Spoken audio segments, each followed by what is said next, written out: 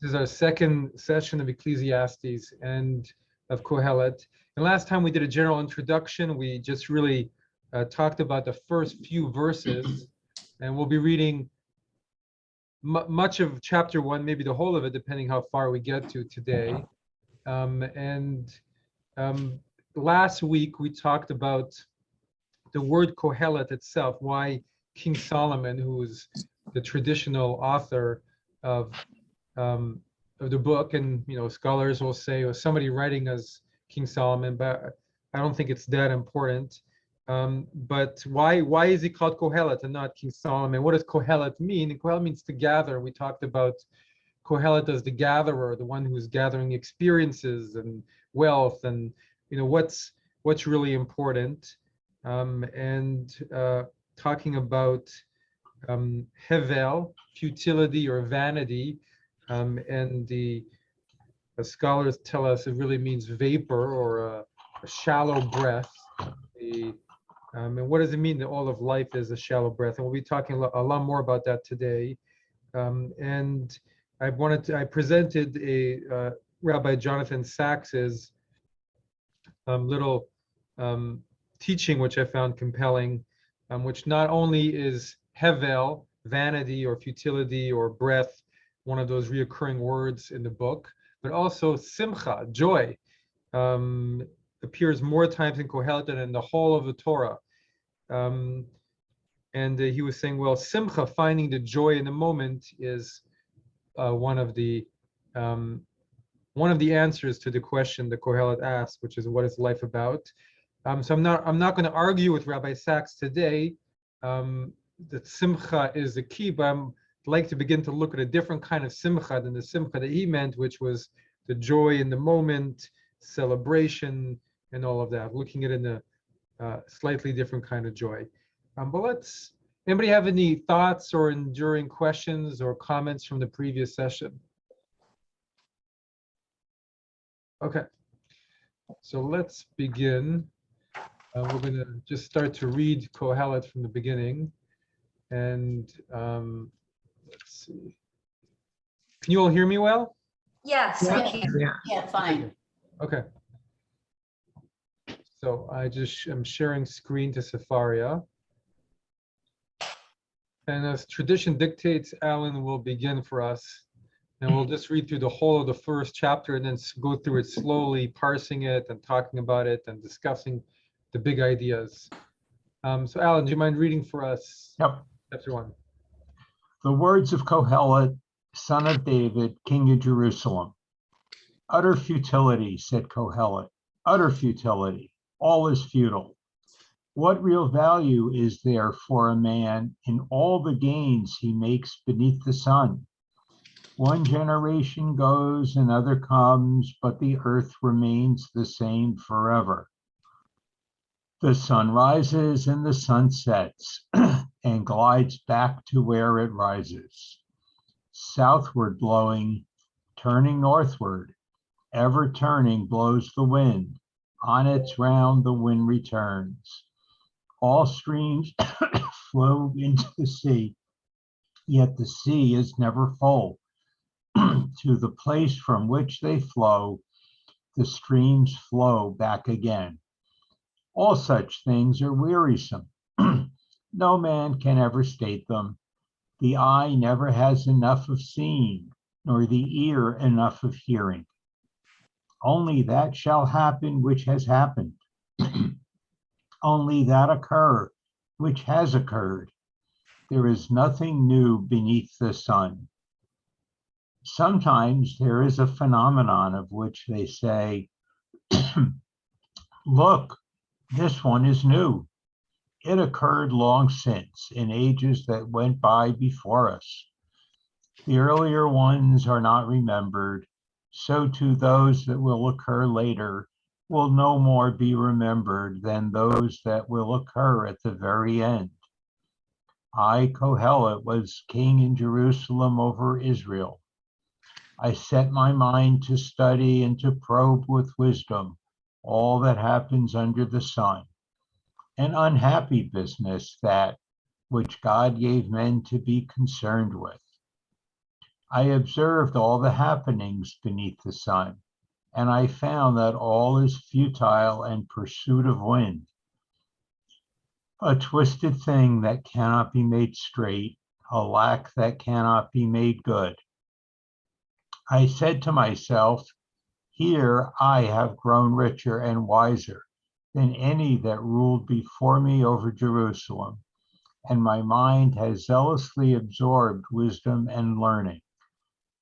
And so I set my mind to appraise wisdom and to appraise madness and folly.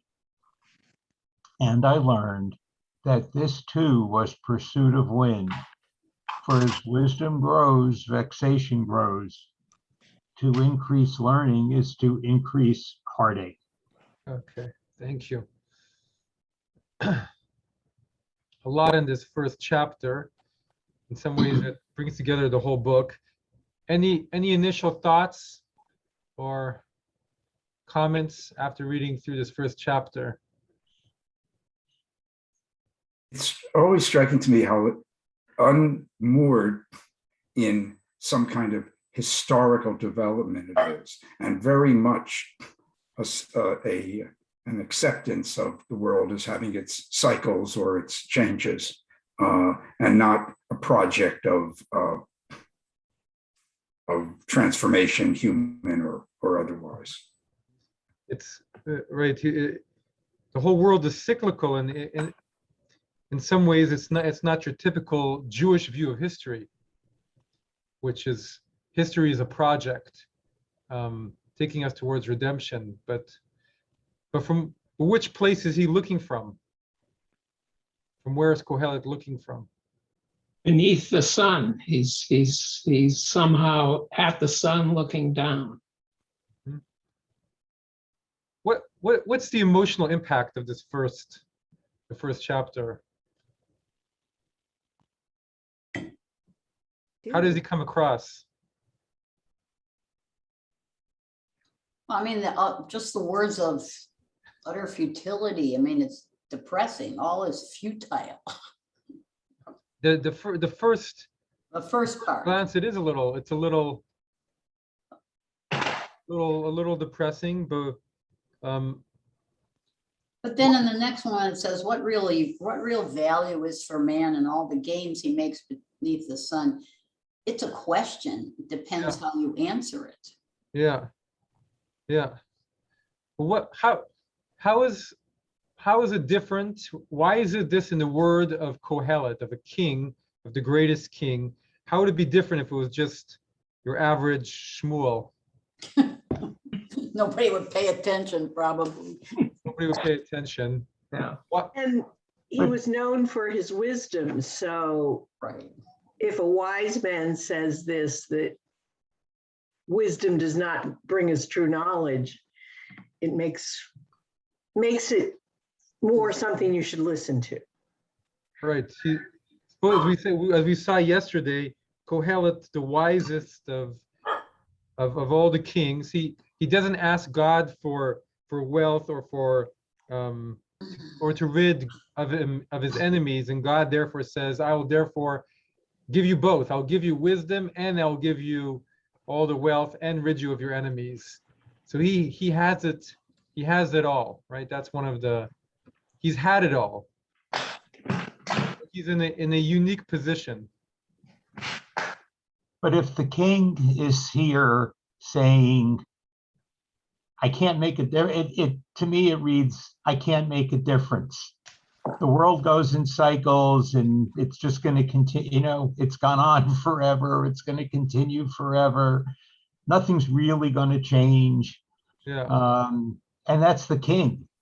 Yeah. So what, and if the king can't make a difference, what difference can anybody make? Yeah. And not any king. King Solomon, the most powerful and wisest king. But then it would make it sound, Alan, that you should just sit around and do nothing to help it. I mean, can't do that either. I mean, if we're applying it to modern times. Right. What are you? Well, maybe what he's saying is that even though we try and experience as much as we can, we try and do as much as we can, that we have to also be willing to live with what the cycles of life bring us. Right. It's very interesting, this whole idea of the cycles of life, which is why both the traditional scholars and the modern scholars say this is the words of somebody who's elderly, of an elderly man, who's experienced the cycles of life. So it's, on one hand, in this first chapter, the cycles of life don't seem, he doesn't seem to be really giving us much guidance yet what to do with them. He's more just setting up the idea of our inability to really change or make a difference, or to maybe go against these currents on some level, right? We're left with a question, because at the end of the whole book, he gives us some kind of answer, and throughout it gives us some kind of answer, but in some ways we're set up with the ultimate question. You know, if you ask what is the purpose of life, and you ask your average Shmuel, it's different than if you ask King Solomon. And if King Solomon, the wisest of all kings, the wealthiest of all kings, the most powerful, the one who's done everything, is exploring the meaning of life, then we listen, right? We listen because, go ahead, Frank. Rabbi, one of the things that we tend to do is we tend to look at the moment and think that this is the most important thing. And if we can't do this thing or accomplish this thing or overcome this thing, then all is lost. And I think what Kohelet tells us is, well, it's not. You should be doing things, you should experience things, but understand that sometimes things won't go your way. But you shouldn't stop trying. Or maybe you would take it even further and saying it, he's not saying necessarily you should stop trying, but you should just do what you do and not put up not put all your hopes in the results of your labors, because the results are hard to they're hard to quantify, and you don't know which way they're going to go. Well, this morning, Mitch Weiss sent me this. Every day he sends me these phrases, and this one sort of applies here is, one day if your life flashes before you, make sure it's worth watching. Mm-hmm. So I believe that who knows what kind of a mood he was in when he said these things also. Yeah, I think it's there's a contemplation of mortality definitely in all of this, and of, this is, you've done everything, and now you still can't change the fact that you're mortal. That's definitely part of it. And so where do we find meaning? And that's one of the deepest questions. Yeah. Rabbi, in cognitive behavioral psychology, there's a principle that you always look for the best alternative that you have in any situation, and you work to try and be satisfied with that, because if you're not satisfied with the best that you can do in the best situation, you'll always be unhappy. Right, that's good. Right, you have to find contentment. Yeah, I think he's saying it's okay to be frustrated, and there's ways to get around that. Right, he says, I've got it all, and I'm also frustrated. So that in some ways is actually a nice thought, right? If he's frustrated, then we can be frustrated because we haven't had everything he's had. Right. And it gives us permission on some level to, it's okay to be frustrated because the nature of life. Well, and also always been told we're made in the image of God, so we obviously have some inner strength to combat some of the futility. Beautiful, right? That's the whole question lurking under this, which is the place of God within all of it, and where does it all come from? Where do we find the lasting kind of joy, or the lasting kind of? But he's placing the futility beneath the sun. He mentions beneath the sun in this work about 28 times, and so he's implying that meaning does not rest beneath the sun, that meaning rests in some other location, some other state of mind, etc. And I think that's what I'm getting from this. Now, the other state of mind, or the other place, so to speak, is he going to tell us what it is? Is he going to show us how to reach that place?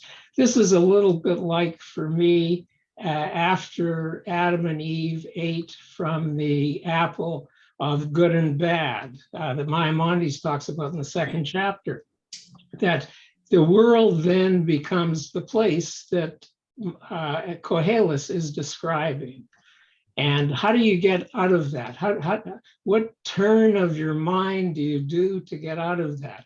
And the other reference is very interesting here, is the reference that I think about is in Socrates' speech to Glaucon in the 7th book of Plato's Republic. He is talking about the philosopher leaving the cave and how to leave the cave and what the cave is. This is very, very much like what he's describing is the cave of sensation, the cave of where things happen. And in that particular book, they do have sort of a method for getting out of the cave to getting to what they call the idea of the good, which we would call God. So all of these things are connected things, and they're very interesting, the relationship between these things. Thank you. Well, it's interesting that scholars have spent a lot of time comparing this work of wisdom to the works of wisdom of other societies of the Near East, and I guess Greek philosophy and other forms of wisdom literature or of philosophy. And there are obviously a lot of similarities. Kohelet, it's interesting because Kohelet doesn't say, and now this is what you've got to do, and spend a lot of, write it all out. This is exactly what you got to do. It all kind of flows in and out, and you pick it up, and he doesn't, it's not quite as a methodology as could be in other places. Well, in Plato, there is a methodology, and the methodology is dialectic. Mm-hmm. So the way you get out of the cave is you explore the gap between the opposites. And by the way, Koheles mentions a ton of opposites in this 1st chapter. If you look, he says, he mentions opposites, but even more than opposites, what he mentions are cycles. And what he mentions is, in some ways, a totality of creation, all the elements and all of the different aspects and the eternity of time, and I'm bringing a lot of, let's move on. I'd like to, since it's already. I want to just ask David one thing. Don't you believe that somebody who's truly pessimistic, who would read that all is futile, would just stay in the cave and not look for ways to get out? Of course. And most people do stay in the cave all of their lives, and they get momentary joys from staying in the cave, but they don't get the truth. Right. But I think it's important. One thing that's important to note is, even though we're translating it as futile, I think what we talked about last time is translating it as vapor or as a shallow breath changes the tone a little bit of all of it. That's depressing. Instead of saying everything is futile, you say everything is vapor. That gives us a lot more room to work with, and there's a lot less of a heavy emotion associated with it. So I think let's go into it and start looking all of it, because I'd like to get into the text itself, and then we can talk about it. And it's interesting what the scholars see in the author of Kohelet. The modern scholars don't think it was King Solomon because the language does not fit that time, but is much more recent. But what they posit is that maybe the author of Kohelet was somebody probably in Jerusalem, because he's talking about Jerusalem, and he's talking from a place obviously of privilege and of wisdom, maybe a head of a school of philosophy in Jerusalem, but someone who was very comfortable in the wisdom genre of the Middle East, but also obviously came from, this is coming out of a Jewish context and a Jewish history. And it's coming from both of those places. So I don't want to spend much more time on the first verse, except to say that in all the other places that are where the texts are attributed to Solomon, it doesn't say son of David, king in Jerusalem. So just a little point why the scholars will say, why does it say son of David and king in Jerusalem? It's again saying what we've been talking about. It's building Solomon up as the perfect person to give us this lesson. This is Kohelet, the gatherer, son of David, who is what a great king, but he couldn't build a temple. But Kohelet built a temple, and he was king in Jerusalem, which at the time of this writing was a world center of culture, a place where you had a lot of smart people and a lot of religious sages. So this isn't the king of Haifa. This isn't the king of Beersheba. This is the king of Jerusalem. This is somebody, like, let us remember his lineage. This is someone whom God favored. This is someone, let's remember, who's giving us this lesson. And then let's go to the next verse. This is the famous verse that opens it. Utter futility, says Kohelet, utter futility, all is futile. But in the Hebrew, Havel, Havalim, Kohelet, Havel, Havelim, Akol Havel. So you have 1, 2, 3, 4, 5 mentions of Havel, and 2 of the mentions of Havel are in the plural. So actually we count 7. You could even say almost like could say vapors of vapors, said Kohelet, vapors of vapors, everything is vapor, which let's say comes up to 7 vapors. But what's that effect of hearing that sentence beginning that? Everything is vapor. If you want to talk about futility, you can, but everything is vapor. Everything is a shallow breath. What is the effect to begin our chapter from that very strong place? It's saying nothing is permanent. When he And says vapor is nothing, what's nothing? implies short-lived. What's nothing? None of our actions is permanent. What we do is like vapor. It flows with time. So all of our actions. So if he just said everything is vapor, everything is futile, that's one. But if he says vapors of vapor of vapors, vapor, everything is vapor, that's the repetition. How far what is vapor? Well, he's got a vapor cube, so even the vapor is vapor. The vapor is vapor is vapor is vapor. So I'm not sure how more cheery that is than saying futility. Maybe, Yeah, right. but not much. I haven't looked this up further, but I thought that when you have a form like this, vapor of vapors, it's often in the Hebrew certainly a way of making the superlative, that is the most possible emptiness and vapor. And we have that all the time. King of kings doesn't necessarily mean a king who has other kings under him. It can mean that, but he's the biggest king. It's like in what we learned in the Iraq War, the mother of all battles. It's a way of saying this: you can't get more vaporous, or you can't get more empty than that. Is that not one way of understanding it here? I think so. Yeah. I think that it definitely, when you do that in Tanakh, it creates, as you said, that superlative. And it's interesting. In this first verse, you only have 3 different kinds of words. You have the word Havel, which comes up 5 times. You have Amar Kohelet, which means says Kohelet. And the commentators will say, it doesn't say Kohelet says, Kohelet's in the middle, which takes the emphasis off of that it's Kohelet saying it. And then we have the word Hakol, which is everything.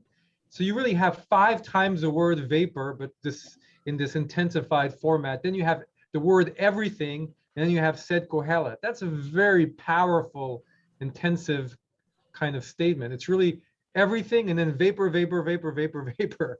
It's the Ben Ish Chai who was a Middle Eastern commentator, says, the fact that it repeats so much is saying not only everything generally is vapor, but in all the details and in everything is vapor. I guess for me, where I maybe makes it less depressing is vapor is something that's again, as we were talking about last week, is spirit also, but vapor is almost like illusionary, right? A vapor, you can't see vapor. So in It some ways, evaporates, right? it evaporates, right? Vapor is nothing. It's empty. So for me, it's illusion. It's almost as if saying illusionary. Everything is illusionary. Everything is illusionary, which to me gives me more of a window, more of something to work with. If you tell me everything's illusionary, then immediately I think, well, what's not illusionary? Tell me what's not illusionary. If everything is illusionary, straight away I'm thinking, okay, well, what's not illusionary? What's actually solid, right? What's solid? Tell me what's solid.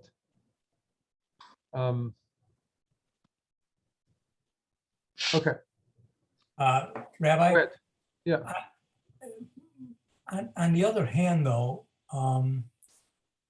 vapor, I mean, if it's your breath creates vapor. So on the other hand, you could say that it's futile, but it's what our life is. I mean, if you don't breathe, then you don't have life. So, Precious. Yeah. and is breathing futile? Because you breathe every day, and I think it's one of those things that you don't think about, but without it, you wouldn't have life. Yeah, it's so right. Every breath is so fragile, but if you stop breathing, it's not long before you're gone. But that breath is fragile, but it's beautiful. It's precious. It can take us back to the garden as we were talking about. And the world post the fall of the garden is a difficult world, right? It's the world that we're reading about, a world where it's hard to get out of that cave, hard to find a way out. But on the other hand, there is a beauty to that world. I recently read, this is from a modern spiritual diary of a woman who described that cave that we were talking about in a slightly different way. She said, the whole world is a basement, and we're all stuck in the basement, and you have a choice. Either you can try and go up and see if there's a little beam of light and wait by the door until there's enough of an opening to go, or you can go down into the basement and try and do your best to exchange blankets and to try and help each other and to do the best you can with the situation in the basement. So this, in some ways, he's describing what it's like in the basement after having explored every corner of the basement. He's saying it's still a basement. It's still, it's a beauty. There's a beauty to it too. But he is talking about an experience or a place, or as Dave was saying, a state of mind, feeling stuck. He is feeling stuck. There's no question about that too. Once we go to the second verse as well. So let's go to the second verse. What real value is there for a man and all the gains he makes beneath the sun? What does that mean to you? What real value is there for a man and all the gains he makes?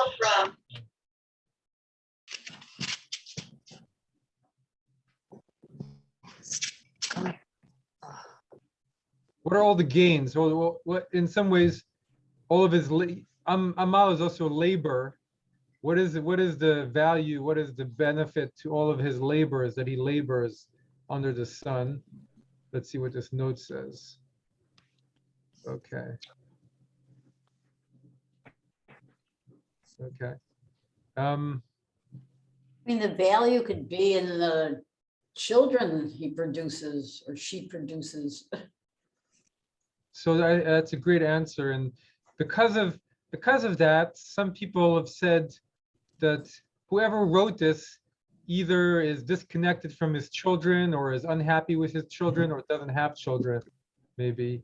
But maybe that's not the case. Maybe he does have children, but he's just asking in an even more place. You know, where were you? He's saying, you know, I've done what are all the gains? What are the gains?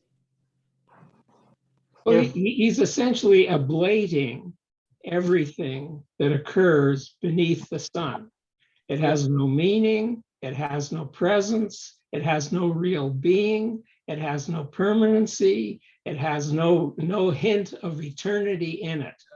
And he has to be doing that in order to be pointing surreptitiously, perhaps, to a place that does have this meaning and everything else.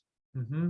He's explaining what everything being futility or vapor. And so I went to the old JPS translation just because in some ways I like labor better than the way they were translating. What profit hath man made of all his labor, wherein he laboreth under the sun?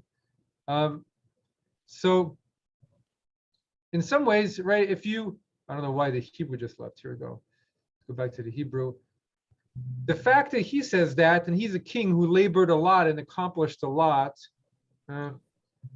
although the end of his life, if we are looking at Solomon, there were issues at the end of his life too, even though he built a temple and he expanded the kingdom to the greatest it ever was and had a huge army and had an even bigger palace, a palace that was even bigger than a temple and all of these things.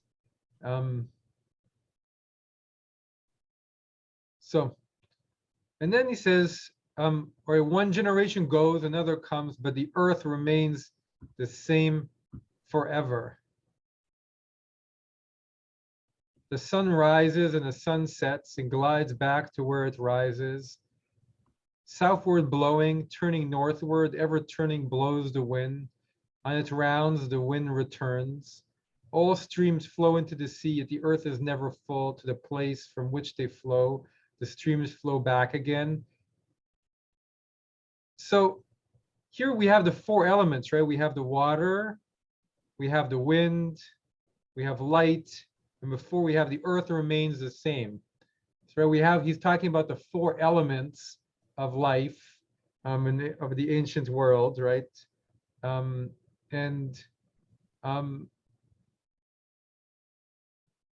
does this imagery impact us? I mean, the first line to me is truth. The second one back then maybe, but I think today people would argue that the earth remains the same because the earth changes with all of the different things that are happening to it. What do you mean? What do you mean? Persists. Well, People don't persist, but the earth persists. it persists, right, but it doesn't stay the same. I think the persists is a very important comment, though, because we think we have so much control. We try and do so much. We damage the earth trying to control it. But ultimately, we won't persist maybe, but the earth will. Yeah. In one form or the other, and right, when the asteroid or however it happened and hit the earth and all the dinosaurs were extinct, it took time, but over millions of years, the earth regenerated, right? And people and mammals have had their heyday since then, and you know, everything eventually came back. But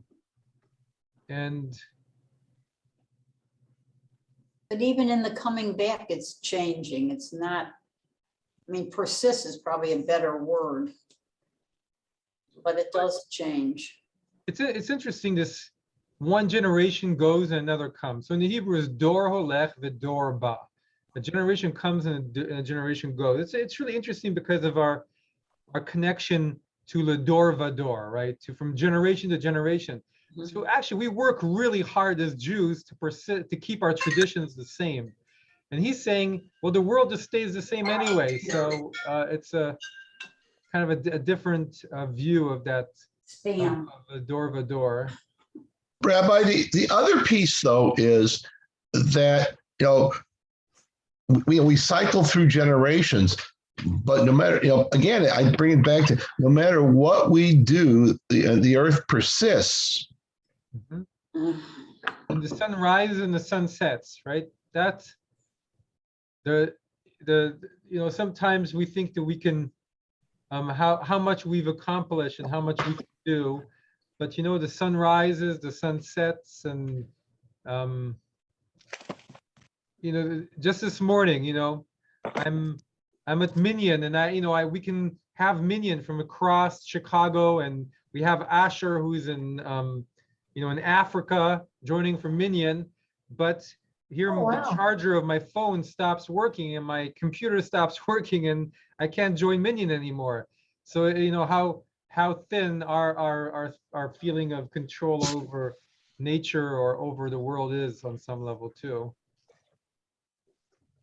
And even more so in his time, obviously, in Kohelet's time, for us, the illusion of what we can do. But he's also just this. In every one of these images, there's movement, right? There's the movement of the sun rising and setting. There's the winds blowing this way and that way, and then returning. Everything, it's very cyclical, right? The streams flow, yet the sea is never full. It's one of the images that keeps coming back, that never full, never full. And part of it is we go back to this image of Kohelet as the gatherer of wealth, the gatherer of experiences, the gatherer of sensory experiences. And something that's often in my mind, I have a relative of mine, now deceased, but who really made it big time. And it was, had a house on one of the biggest, most important streets of Canada, and owned huge businesses and had everything that he wanted, truly. But I remember, and used to, if you ever went into a shop with him, people could feel his power, and straight away, all the shop people would run to him and say, how are you? How are you, Mr. So-and-so, Mr. So-and-so, you're here. And, he just exuded that. On the other hand, health-wise, there's nothing you can do if your health disintegrates. Even you can have all the money in the world, but there it's gone. And I remember distinctly, even though he was so wealthy, I don't think he was that happy. And he was always looking ahead. He was looking at the people who had even more wealth, the billionaires, the ones who could buy, who owned, their own planes and could easily fly them, and who had, many who could sustain extreme wealth. And you're always looking to people who have more. He wasn't full, even though he had more than enough to really do everything he really truly wanted. On some level, it wasn't, because he always wanted more. It was never full. And he's not Kohelet. Kohelet really had the means to be completely full, but still somehow it didn't. He could fill himself materially. My relative couldn't quite fill himself to that level, right? He didn't have the Kohelet or the Bill Gates or the Elon Musk kind of fullness. And he was still grappling. But when you see what's happening in Bill Gates's life, or you see what Kohelet is talking about, even though he's full physically on some level, he had 1,000 wives, and still he's not feeling full.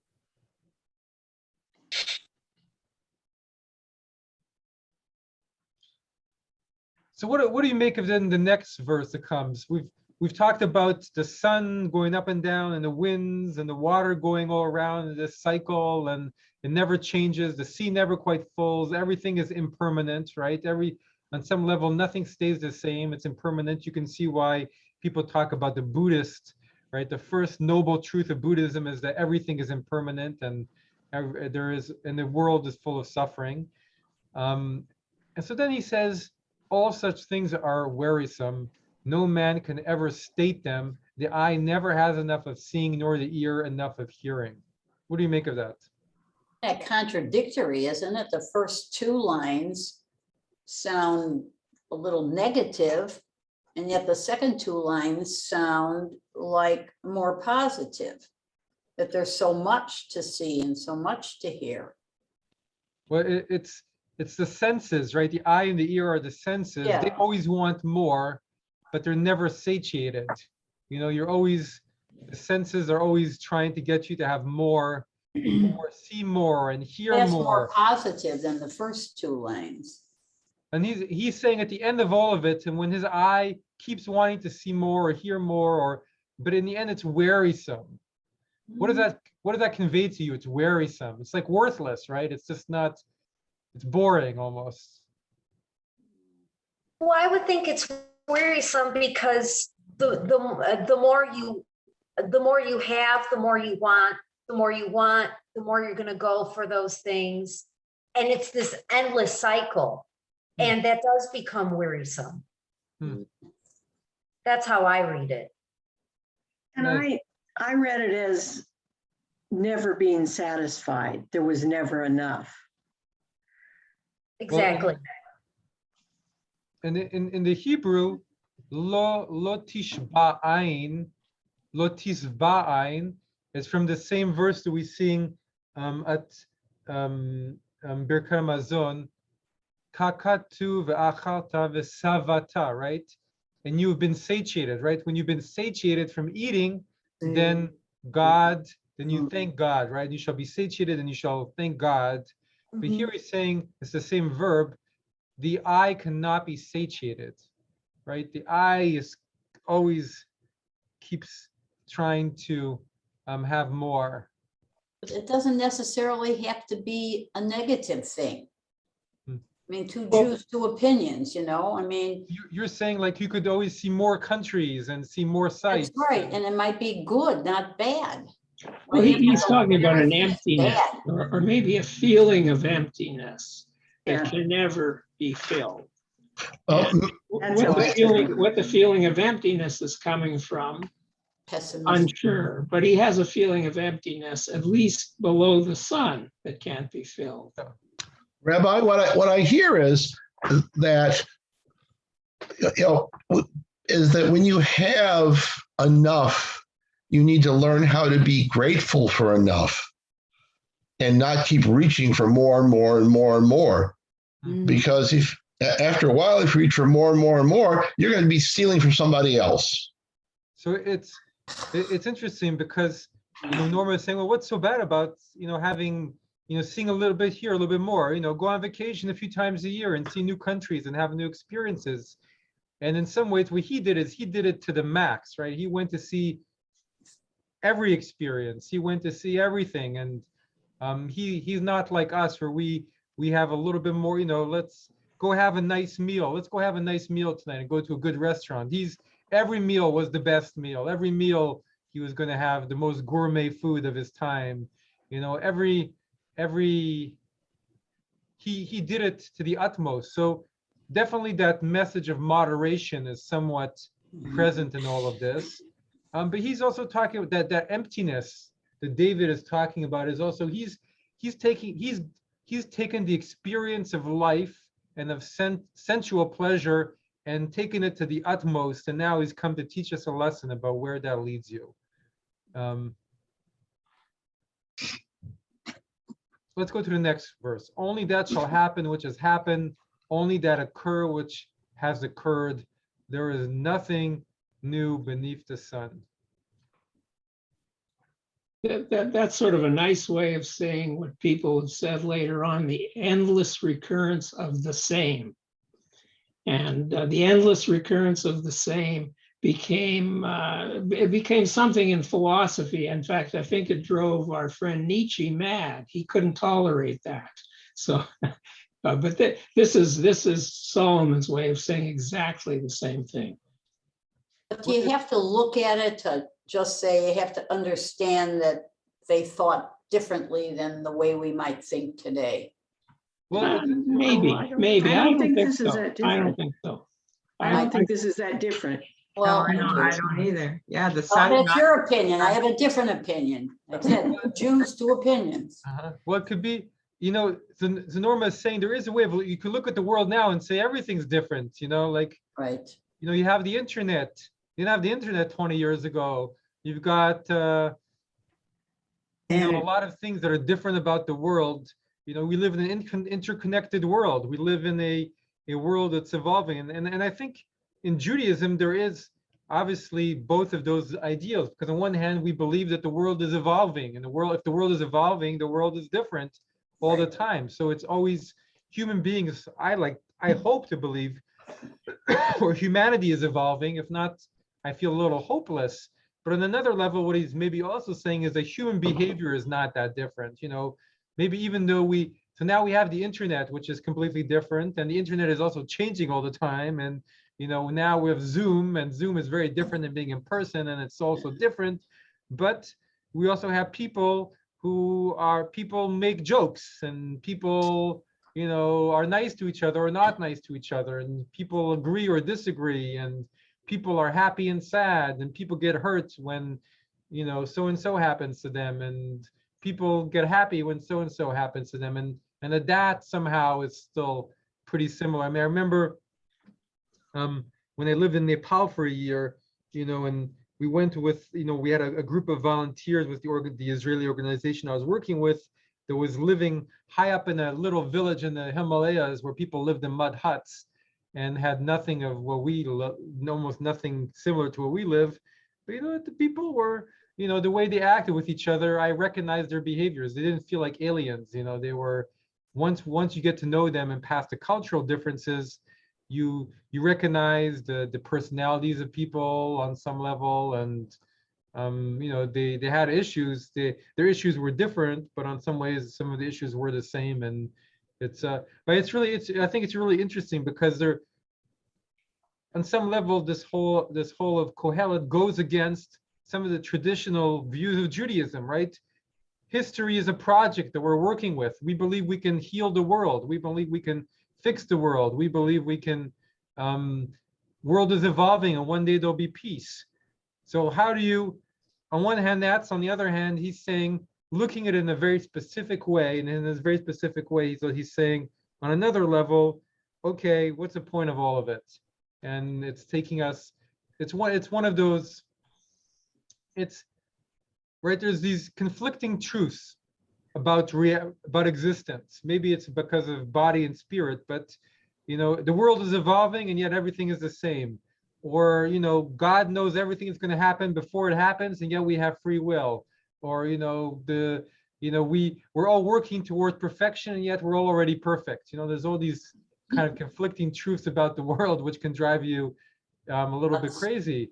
But they're both true. It's just part of reality. Well, Maybe we should. Kohelet is writing also at a time where the idea of progress has yet to be invented. Yeah. So in the modern era, what we did is we decided that there was such a thing as progress. And in fact, if you look at the surface of things, it looks like there's progress in technology and lots of other things. But Kohelet, I think, would, in our era, if he were writing this, say exactly the same thing, at least. Right. He would think that all of that was just vapor.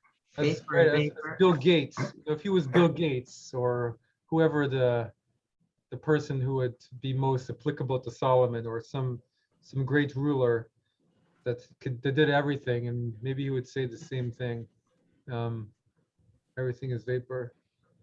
I would say, I actually, on this point, I agree with David, not so much about understanding beneath the sun as implying something beyond. But here, if we go into the next, if we might dare go into the next verse, some of that comes directly up. And so maybe we should do the next verse.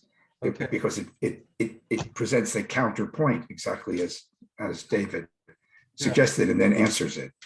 Yeah. So sometimes there is a phenomenon of which they say, look, this one is new, but it occurred long since in ages that went by before us. The earlier ones are not remembered, so too that will occur later will not be remembered than those that will occur at the very end. So it's interesting. All of this is really interesting, because on one hand, David, what you're saying is true about the invention of progress. On the other hand, the Jewish culture and society and religion invented the idea of progress, because all the other ancients believed the world was cyclical, but Judaism said the world is created at a specific time, and we had this issue of falling from the garden, and now we're beginning to work back towards the garden, right? Everything was bad, and God destroyed the world with Noah, but God will never destroy the world again. Now it's up to you to bring it back towards wholeness. And all of the prophets who existed before Kohelet said, you know, there will come a time when the world will be whole. So it's not progress the way we understand of technology, but the Jewish religion exists within an idea of a progressive, not what we call progressive, but history is moving along, right? So there's a, you know, the Hindus believe the world is just cyclical. You're always going in cycles. But Judaism believes we're working towards something. But Kohelet, that's not the view that he's taking in this prism. And the only thing I would, to bring up that prism one more time before we really stay firmly planted in Kohelet, he's saying, look, this one is new, has occurred. The early ones are not remembered. But he is an earlier one, and we're remembering him thousands of years later. So on one hand, you know, some of the earlier ones are remembered, but why are they being remembered? I think maybe there's part of our answer. Maybe they're being remembered because they're dealing not only in the matters of the world, but they're dealing in matters of spirit. They're dealing in matters of godliness, and answering the big questions. Maybe in just asking the big questions, you become part of what is remembered instead of what is forgotten. Let's go a little bit further. I, Kohelet, was king in Jerusalem over Israel. I set my mind to study and to probe with wisdom all that happens under the sun, an unhappy business, that which God gave men to be concerned with. What is it that God gave men to be concerned with?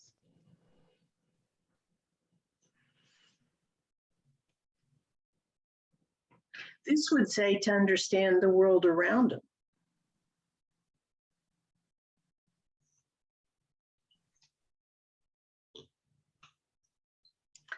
To know all that happens under the sun. Yeah, to understand. He's saying even understanding the world is vapor, right? Or unhappy. And nobody was given as much chokhmah, as much wisdom as he, Kohelet, was. So the pursuit of wisdom itself, on some level, is vapor, which might mean, or the understanding of the world, of the physical world, right? Because he's happening. Here I agree with David in the what's under the sun, in the sense of understanding everything that's physical. There, and on some level, it's illusionary, or it doesn't gives you happiness, right? This is where we start to get into that big question, which animates all of it, which is, okay, well, what gives you simcha? What actually gives you happiness? And he says here, this is an inyan ra, an unhappy business, but really evil business, right? This is an evil business. It doesn't lead you anywhere else, anywhere good, to try to understand everything. And again, we're going to go a little bit further. I observed all the happenings beneath the sun, and I found that all is hevel. We go back to a kol. Everything is hevel. Everything is vapor and pursuit of wind. Modern day scientists might not agree with him. They believe in what they're doing, that they think that what they're doing has value, right? What they're probing under the sun has value. But maybe. Oh, I don't agree with that. That is to say, in general, that they think that it's a matter of science, that it has value, that it's science. I think they would distinguish from the value. They are devoted to their work, but it's not that the science establishes its value. That's something different, I would say. Well, I like that. Rabbi, what I hear from here too is that man has to be cautious as he's looking, because sometimes when we're looking for knowledge, we cause damage. We destroy lives. Mm-hmm. There is the way he set his mind to wisdom, the way it comes across. There is something, a lack of scruples almost. He's doing it in an unfettered way, and that's an interesting thought. I'm not why I'm saying why I'm feeling it that way. Maybe it's from later parts in the book. But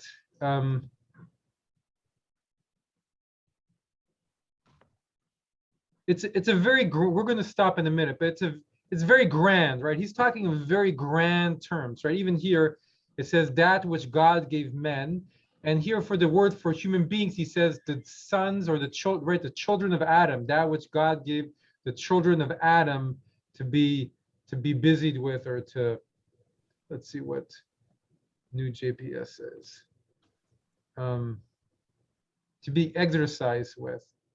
And I applied my heart to seek and search. It's so grand, right? This is such a grand opening, right? He's talking about the four elements of all creation. He's talking about the earth, and he's talking about the wind. He's talking about everything in his known world. And he's saying, I've tried to understand all of it with the ultimate wisdom I was given, and it's all come to what is futile. And so I think he's setting it up in this first chapter, and we'll get to it more in the weeks ahead.